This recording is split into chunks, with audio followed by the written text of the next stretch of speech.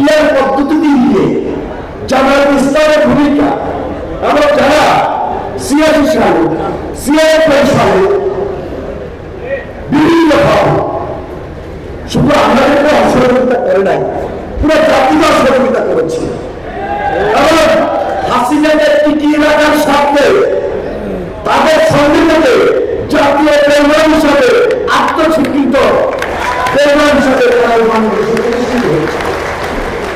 সর্বশেষ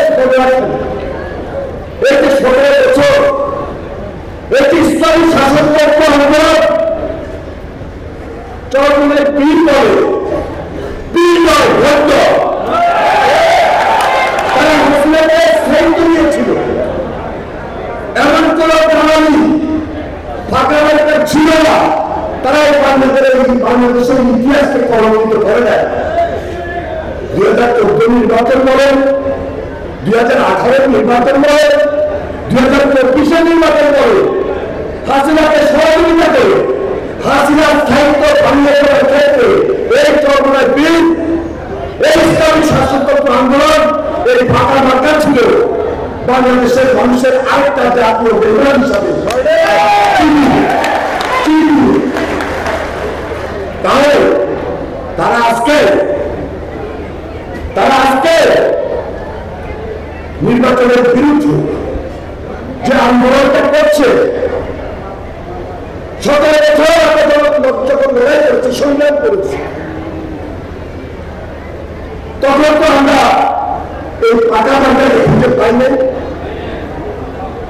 আজকে ইসলামিক দলগুলোর ফের দেখান, মিছিল করেন, মিটিং করেন, বিদ্যালয় দেখান, নির্বাচনী পরিবেশটাকে বিকৃত করেন।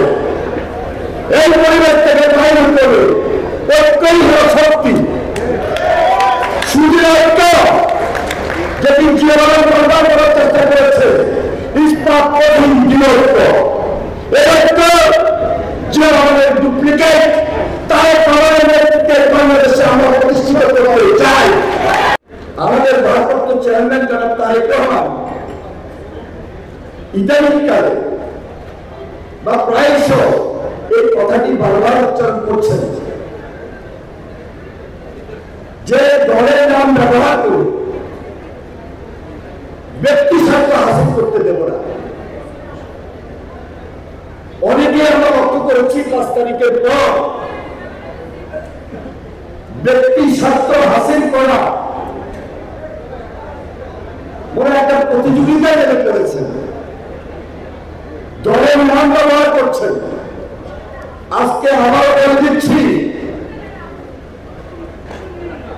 দলের নাম ব্যবহার করে কোন ব্যক্তি স্বার্থ উদ্ধার করা যাবে না।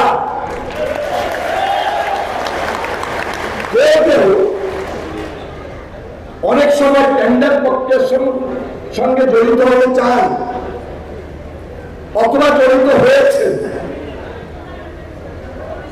কে দলের নাম বাগিয়ে বিভিন্ন ভাবে সুযোগ এবং সুবিধা গ্রহণ করতে চান।